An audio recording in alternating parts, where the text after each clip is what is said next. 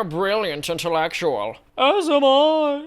The two of us are sick and tired of dealing with troglodytes and have moved into a bomb shelter so we don't catch the stupid. To stay sharp, we spend our days pursuing the pastime of true intellectuals, debunking YouTube videos. We are the Debunkers.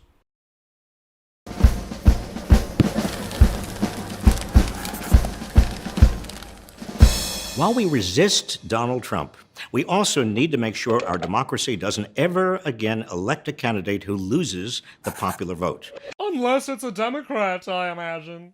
Yes, also, why not? Is he simply taking for granted that direct democracy is the best way to manage a nation of 330 million people spread unevenly throughout 50 smaller state systems without ever offering an explanation for as to why this is the case? We must abolish the Electoral College. I'll take that as a yes. Now, as you probably know, the Constitution assigns each state a number of electors based on the state's population. The total number of electors is 538. So anyone who gets 270 of those Electoral College votes becomes president, regardless of the popular vote. So you're saying it's functioning exactly as intended? Indeed. Sad this has to be explained to so many, but the Electoral College exists because the United States is not simply run by one monolithic government. It's a conglomeration of 50 smaller states, each with its own laws and unique interests, all of whom are entitled to have their voice heard regardless of population size.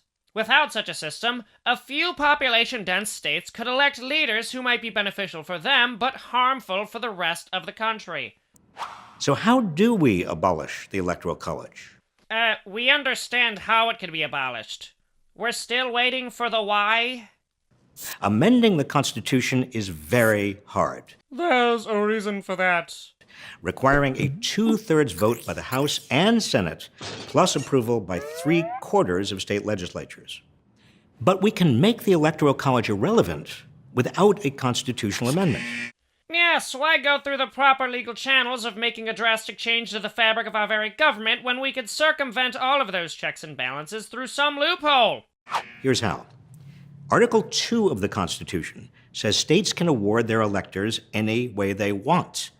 So all that's needed is for states with a total of at least 270 electors to agree to award all their electoral votes to the presidential candidate who wins the popular vote. If they do that, then automatically the winner of the popular vote gets the 270 electoral votes he or she needs to become president.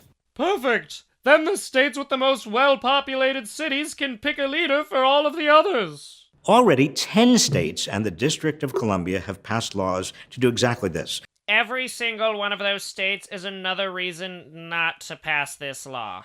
Awarding all their electoral votes to the candidate who wins the popular vote as soon as the 270 elector goal is met. Together, these states total 165 electoral votes. So all we need now is some additional states with 105 electors to pass the same law, agreeing to reward all their electoral votes to the winner of the popular vote.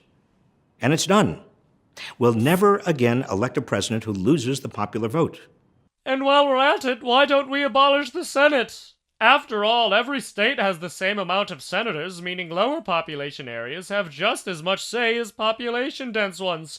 Just like with that horrible Electoral College. Brilliant! Why doesn't everyone advocate regressing to a completely direct democracy which fails to take into account the delicate balance necessary between the whims of the present and the wisdom of the past? Because not everyone's candidate lost. Ah, I see. The effort is known as The 3-year-long hissy fit because Hillary lost? the National Popular Vote Interstate Compact. I was close. If your state hasn't yet joined on, Keep voting against it!